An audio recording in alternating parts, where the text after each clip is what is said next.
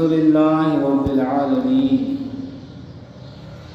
والصلاة والسلام على سيد المرسلين وعلى آله وصحابه وأهل بيته وأولياء أمته وأهل سنته أجمعين لا نبي بعده ورحمة للعالمين وخاتم النبيين وشفيع المذنبين أما بعد فأعوذ بالله من الشيطان الرجيم بسم الله الرحمن الرحيم من عمل صالحا من ذكر أو أنثى وهو مؤمن فلنحيينه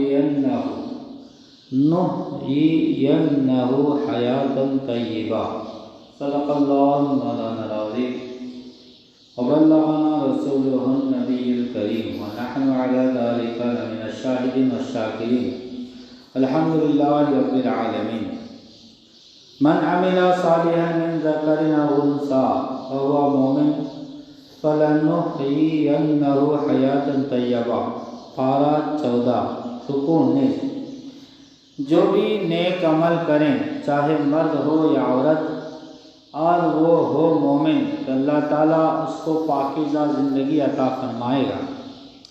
حضرات محترم، اس آیت کریمہ کے اندر اللہ تبارک و تعالیٰ نے ارشاد فرمایا کہ تم میں جو بھی اچھے عمل کرے گا ہم اسے حیات طیبہ یعنی اچھی زندگی عطا فرمائیں گے، مگر اچھا عمل اسی وقت قبول کیا جائے گا جب عمل کرنے والے کے دل میں نور ایمان کی شمع روشن ہوگی۔ اگر اچھے عمل کرنے والے ایماندار نہیں، کافر ہے، خدا پاک اور پیارے رسول صلی اللہ علیہ وسلم کا منکر ہے، تو چاہے لاکھ نیک عمل کرے، لاکھ نمازیں، زکاتیں، روزے، حج، نفل صدقات، قرض کے جو مرضی کریں، اس کا کوئی نیک عمل ہرگز قبول نہیں ہوگا۔ ہاں، اگر ایمان کی شمع روشن کر لی تو پھر دنیا میں بھی کامیابی اور قیامت میں بھی کامیابی کی ضمانت۔ آپ حضرات کو معلوم ہوگا کہ پچھلے واعظ میں آپ کے سامنے خواجہ معین الدین اجمیری رضی اللہ عنہ کی شان بیان کرتے ہوئے یہ عرض کر رہا تھا کہ خواجہ معین الدین چشتی اجمیری رضی اللہ تعالیٰ عنہ نے جب ہندوؤں کو عاجزی کرتے ہوئے معافی مانگتے ہوئے دیکھا تو خواجہ غریب نواز نے فرمایا قطب الدین عرض کیجیے حضور، فرمایا بیٹا جاؤ پانی کا مشکیزہ آنا ساگر تالاب میں ڈال آؤ۔ خواجہ قطب الدین رحمۃ اللہ علیہ مشکیزہ لے کر اٹھے اور جا کر آنا ساگر تالاب میں ڈال دیا۔ ادھر خواجہ قطب الدین بختیار کاکی رحمۃ اللہ علیہ نے مشکیزہ ڈالا، ادھر لوگوں نے دیکھا کہ دیکھتے ہی دیکھتے آنا ساگر تالاب کناروں تک بھر گیا۔ اللہ اللہ، قربان جاؤ خواجہ پیا کی کرامت پر۔ حضرات محترم، خواجہ معین الدین چشتی اجمیر رضی اللہ تعالی عنہ کی اس کرامت سے 32,000 ہندو کلمہ پڑھ کر مسلمان ہو گئے۔ جو آنا ساگر کا پانی کوزے میں سمایا، پھر ان کو جب منت و سماجت کرتے دیکھا، معافی مانگتے ہوئے دیکھا، دوبارہ جب اس مشکیزے کو آنا ساگر میں ڈالا تو پانی پہلے سے زیادہ آ گیا، بھر گیا آنا ساگر۔ تو اس کرامت کو دیکھ کر 32,000 ہندو کلمہ پڑھ کر مسلمان ہو گئے۔ سبحان اللہ، سارے ہندو مسلمان ہوئے تو ہر ہندو کی زبان پر یہ کلمہ جاری تھا، کہ کرم کرو اے میرے شہنشاہ غریب نواز، کرم کرو اے میرے شہنشاہ غریب نواز، کھڑا ہے در پہ یہ حال تباہ غریب نواز، کھڑا ہے در پر یہ حال تباہ غریب نواز، کرم کی بھیک جو مل جائے بات بن جائیں، اے میرے قبلہ عالم پناہ غریب نواز۔ اللہ اکبر۔ سامعین کرام، ہندوؤں نے بھی یہ بات اپنی اپنی کتابوں میں لکھی اور لکھنے پر مجبور ہو گئے کہ خواجہ معین الدین چشتی اجمیری رضی اللہ تعالیٰ عنہ کی یہ کرامت دیکھ کر ہزاروں کی تعداد میں ہندو مسلمان ہو گئے۔ حضرات محترم، یہ ہے تبلیغ جس طرح میرے پیارے خواجہ معین الدین چشتی اجمیری رضی اللہ تعالیٰ عنہ نے فرمائی۔ اور آج کل بھی یہ لوگ تبلیغ کرتے پھرتے ہیں، جاہلوں کا ٹولہ بستر کندھوں پر اٹھا لیتے ہیں اور چل پڑتے ہیں، اور ساری رات مسجدوں میں سوتے ہیں، کھاتے ہیں دال اور وہ بھی چنے کی جو پیٹ میں جا کر ہلچل مچا دیتی ہیں، اور پھر ساری رات گوز مار کر مسجد کی فضا کو بھی مقدر کر کے رکھ دیتے ہیں۔ اس طرح تبلیغ نہیں ہوتی۔ تبلیغ تو ان اللہ والوں نے کی ہے، اور یہ بھی تبلیغ کرتے پھرتے ہیں، بس جس مسلمان کو دیکھتے ہیں کہتے ہیں نام لکھاؤ بھائی 40 دن کے لیے۔ اللہ کے بندے نام لکھوانے والے یہ نہیں پوچھتے کہ بھائی آپ جب گھر سے 40 دن کے لیے باہر جائیں گے تو آپ کے گھر میں تکلیف تو نہیں ہوگی، آپ کے بچوں کا وقت تو ٹھیک گزرے گا، آپ کی بچیاں کہیں جوان تو نہیں ہیں، کوئی گھر میں بیمار تو نہیں، گھر میں کھانے پینے کا بندوبست تو ہے، حالات تو گھر کے درست ہے نا، یہ پوچھنا چاہیے تاکہ تبلیغ پر جانے والے کے حالات کو سمجھا جائے۔ لیکن یہ نہیں پوچھتے، کہتے ہیں بس نام لکھوا جلدی کر۔ حضرات محترم اب خود ہی بتائیں کہ وہ آدمی جس نے میڈیکل کالج میں داخلہ لے کر باقاعدہ ڈاکٹری کا کورس نہ کیا ہو، بلکہ ویسے ہی وہ ڈاکٹری کا دکان کھول بیٹھے، اسی طرح ایک طبیب بغیر کسی استاد سے طب اور حکمت پڑھے بغیر اسی طرح بازار سے اردو کی کتابیں مثلا میزان الطب، مفردات وغیرہ جس میں نسخے وغیرہ لکھے ہوتے ہیں پڑھ کر حکیم بن بیٹھے، تو جواب دو کیا ان دونوں کو یہ حق ہے کہ وہ لوگوں کا علاج کریں؟ ہرگز نہیں، کیونکہ یہ بغیر استاد کے بغیر پڑھے ہوئے ہیں۔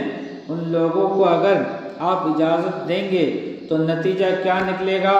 ایسی گولی دیں گے کہ نہ رہے مرض نہ رہے مریض، نہ بیمار رہے گا نہ بیماری، دونوں چلے جائیں گے۔ سامعین محترم، جب ایسے آدمی جو بغیر ڈاکٹری کورس کیے بغیر ڈاکٹری کورس کیے ہمارا اخلاقاً اور شرعاً جسمانی علاج نہیں کر سکتے، تو اسی طرح وہ لوگ جو بغیر علم حاصل کیے، یعنی جب تک کسی دینی مدرسے میں کسی دارالعلوم میں داخلہ لے کر سند حدیث سند تفسیر نہ لیں، تو انہیں بھی یہ کوئی حق نہیں کہ وہ عام لوگوں کا روحانی علاج کریں، یعنی شریعت کے مسائل بتائیں۔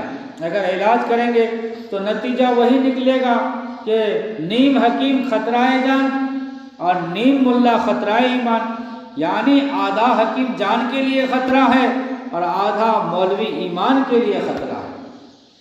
میرے پیارے اسلامی بھائیوں، نیم حکیم کا واقعہ شاید آپ حضرات نے سنا ہوگا، سنا ہے تو ٹھیک، نہیں تو سنیے۔ ایک مرتبہ ایک دیہات میں ایک اونٹ ایک درخت کی شاخ کھا رہا تھا۔ وہ شاخ ذرا کچھ موٹی تھی، وہ اونٹ کھانے کو تو کھا گیا، لیکن اس کے گلے میں جا کر وہ شاخ پھنس گئی، نہ آگے جائے نہ پیچھے۔ اونٹ کا مالک بڑا پریشان، اور اونٹ نے کھانا پینا چھوڑ دیا۔ اونٹ کے مالک کو کسی نے بتایا کہ فلاں علاقے میں ایک بہت بڑا حاذق طبیب رہتا ہے، ماہر حیوانات حکیم رہتا ہے، اس کو بتا۔ وہ اونٹ کا مالک اس حاذق حکیم کے پاس پہنچا۔ حکیم صاحب نے کہا چلو۔ حکیم صاحب اس کے اونٹ کے پاس پہنچے، اونٹ کو دیکھا تو مالک کو کہنے لگا کہ ایک ہتھوڑا لوہے کا لے آؤ۔ چنانچہ ہتھوڑا آ گیا۔ حکیم صاحب نے اونٹ کو لٹا دیا، لٹا کر گلے کے اوپر ایک ہتھوڑا ایسا مارا کہ جو شاخ یعنی لکڑی حلق میں پھنسی ہوئی تھی ٹوٹ کر اندر حلق سے چلے گئی۔ اونٹ کھڑا ہو گیا، اونٹ بالکل صحیح ہو گیا اور کھانے پینے لگا۔ حکیم صاحب کے ساتھ ایک شاگرد بھی تھا جو ابھی نیا حکمت سیکھنے آیا تھا، آدھی حکمت سیکھ چکا تھا اور آدھی باقی رہ گئی تھی، یعنی نیم حکیم بنا تھا۔ جب اس شاگرد نیم حکیم صاحب نے اپنے استاد کو اونٹ کا علاج یوں کرتے ہوئے دیکھا تو حیران رہ گیا اور دل میں ہی کہنے لگا استاد صاحب نے بڑا اچھا طریقہ بتایا ہے، دیکھو ایک ہتھوڑے نے کیا کام کر دکھایا ہے۔ حکیم صاحب اور نیم حکیم صاحب گھر پہنچے تو نیم حکیم صاحب کو چھٹی مل گئی، تو وہ اپنے گھر پہنچے تو کیا دیکھا کہ ان کی بوڑھی ماں کے حلق میں بہت بڑا پھوڑا یعنی فنسنی نکلی ہوئی ہے، اور وہ چارپائی پر لیٹی ہوئی ہے اور چیخ چیخ کر لوگوں کو پکار رہی ہے۔ نیم حکیم صاحب نے گھر والوں سے پوچھا کہ اماں بوڑھی کو کیا ہوا ہے؟ تو گھر والوں نے بتایا کہ اماں بوڑھی کو حلق میں ایک بہت بڑا پھوڑا یعنی فنسنی نکلی ہے، جس سے درد ہے اور چیخ رہی ہے، جس کے درد سے چیخ رہی ہے، اور سارا گلا سوجا ہوا ہے، جس سے کھانا پینا بند ہے۔ نیم حکیم صاحب بولے گھبراؤ نہیں، ایک عدد ہتھوڑا لاؤ۔ گھر والے ایک ہتھوڑا ڈھونڈنے لگے، ہتھوڑا نہیں ملا، لیکن نمک مرچی والا ڈنڈا سوڈا مل گیا۔ وہی ڈنڈا نیم حکیم صاحب جلدی اٹھا کر لائے اور ماں کو لٹا کر حلق پر تان کر ایک ایسا ڈنڈا مارا کہ پھوڑا تو ٹوٹ گیا، اور ادھر درد سے ماں بلبلاتی اور تڑپتی ہوئی اللہ کو پیاری ہو۔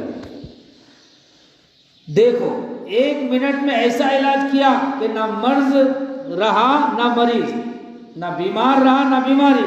اسی دن سے یہ کہاوت مشہور ہو گئی کہ نیم حکیم خطرہ جان، یعنی آدھا حکیم جان کے لیے خطرہ ہے، آدھا حکیم جان کے لیے خطرہ ہوتا ہے۔ یہ تھے نیم حکیم۔ اب آئیے نیم ملا کا بھی واقعہ سنیے۔ بخاری شریف، مشکات شریف، مسلم شریف جلد نمبر 2 صفحہ نمبر 359 پر یہ حدیث پاک منقول ہے کہ نبی کریم علیہ السلام ارشاد فرماتے ہیں کہ اگلی امت میں یعنی بنی اسرائیل کی قوم میں ایک ایسا پاپی، ایسا مجرم تھا جس نے 99 خون ناحق کیے تھے، 99 یعنی 100 کم آدمیوں کو اس نے یہ بے قصور قتل کر دیا تھا۔ آج ہمارے علاقے میں کوئی آدمی کسی ایک انسان کو بے قصور قتل کرے تو عام لوگ اس سے ڈرنے لگتے ہیں اور اس کو دادا کہتے ہیں، یعنی بہت بڑا بدماش۔ غور فرماؤ، وہ آدمی جس نے 1 کم 100 کو بے قصور قتل کیا تھا وہ کتنے داداؤں کا دادا ہوگا۔ حضور علیہ السلام فرماتے ہیں کہ جب وہ آدمی 99 لوگوں کو قتل کر چکا تو اس قاتل کے دل میں توبہ کرنے کا ارادہ ہوا، اور اس کا دل خوف الہی سے کانپنے لگا، اور گھر سے نکلا اور وہ ایک مولوی صاحب کے پاس آیا، فتویٰ پوچھنے لگا کہ مجھ جیسے 99 آدمیوں کو بے قصور قتل کرنے والے کی بھی توبہ قبول ہو سکتی ہے کہ نہیں؟ اتفاق سے وہ قاتل اس مولوی صاحب کے پاس آیا جو نیم ملا تھا، یعنی آدھا مولوی۔ اور آپ سن چکے ہیں کہ نیم حکیم خطرہ جان، نیم ملا خطرہ ایمان۔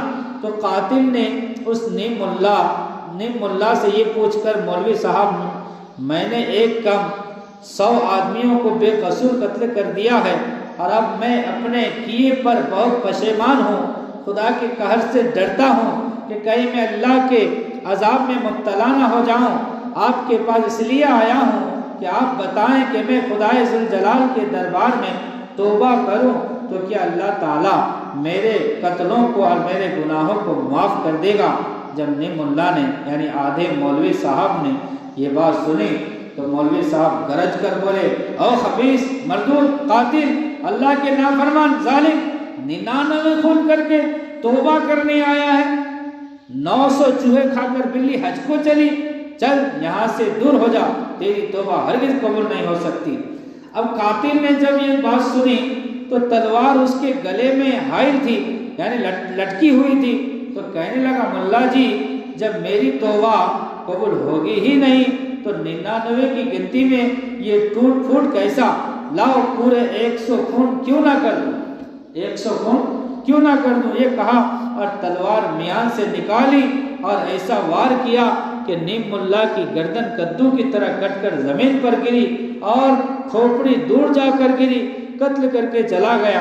پھر ایک دن بیٹھے بیٹھے اچانک اپنے گناہوں کی فہرست یاد آئی تو رونے لگا، اور دل میں اللہ کا خوف ایسا طاری ہوا کہ کب کبھی طاری ہو گئی، پھر گھر سے فتویٰ پوچھنے نکلا، اور اب جب فتویٰ پوچھنے آیا تو ایک عالم ربانی، ایک ولی کامل کے پاس آیا اور عرض کی حضور میں نے 100 آدمیوں کو بے قصور قتل کر دیا ہے، کیا مجھ جیسے بدکار پاپی ظالم خدا کے نافرمان بندے کی بھی توبہ قبول ہو سکتی ہے؟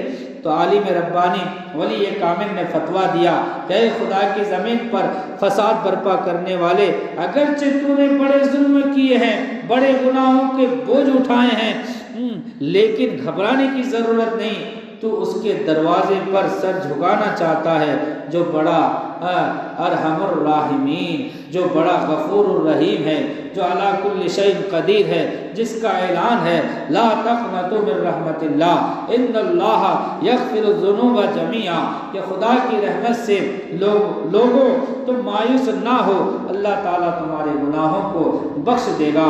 اے گنہگار مسلمان، تجھے خبر نہیں کہ خدا کی رحمت روزانہ پکارتی ہے کہ باز از آنچے ہستی باز آ، گر کافرو غرور، گر کافرو کبرو بت پرستی باز آ، یعنی اے گنہگار بندو، تو جس گناہ میں بھی گرفتار ہے اب سے توبہ کر لے اور باز آ جا۔ ارے اگر تو نے کفر کیا ہے، اگر آنکھ کی عبادت کی ہے، بت کی پوجا کی ہے، پھر بھی اب سے توبہ کر لے اور باز آ جا۔ اے میرے بندے، اے میرے بندے، میرا دربار نا امیدی کا دربار نہیں۔ اگر 100 مرتبہ تو نے توبہ کی ہے اور 100 مرتبہ تیری توبہ ٹوٹ گئی ہے، جب بھی مایوس اور نا امید نہ ہو، اب اسے توبہ کر لے اور باز آ جا، اب بھی خدا کی ستاری اور غفاری تجھے اپنے دامن کرم میں پناہ دے گی، اور تو رحیم و کریم کے دربار سے ٹھکرایا نہیں جائے گا۔ حضرات محترم، یہ فتویٰ، یہ بشارت، یہ خوشخبری سن کر قاتل مچل گیا اور جوش مسرت سے اس کے آنسو نکل پڑے۔ پھر عالم ربانی نے اس کو حکم دیا کہ اب تم بیت المقدس جاؤ اور وہاں بڑے بڑے اللہ کے ولی رہتے ہیں، ان کے پاس جا کر رہو، ان کی صحبت میں رہ کر توبہ کرو، اللہ ضرور معاف فرما دے گا۔ حدیث پاک کے الفاظ یوں ہیں کہ فلاں بستی میں چلے جاؤ، یعنی بیت المقدس میں وہاں کچھ لوگ رہتے ہیں، یعنی اللہ کے ولی جو اللہ کی عبادت کرتے ہیں۔ قاتل یہ سن کر فوراً بیت المقدس کی طرف چل پڑا، اللہ والوں کی بارگاہ میں حاضر ہو کر توبہ کا سامان کروں، مگر جب چلا تو راستے میں ہی وہ قاتل مر گیا، ابھی پہنچ نہیں پایا، راستے میں ہی مر گیا۔ لیکن جب زمین پر گرنے لگا تو منہ کے بل گرا تاکہ کم سے کم اتنا تو ہو کہ اس مقدس زمین کے قریب ہو کر مرے جو اللہ والوں کے قریب ہے۔ جو ہی اس قاتل کا دم نکلا تو ایک طرف سے عذاب کے فرشتے آ گئے، دوسری طرف سے رحمت کے فرشتے آ گئے۔ عذاب کے فرشتے کہنے لگے اس کی روح ہم جہنم میں لے جائیں گے کیونکہ یہ ایک کم 100 آدمی کا قاتل ہے۔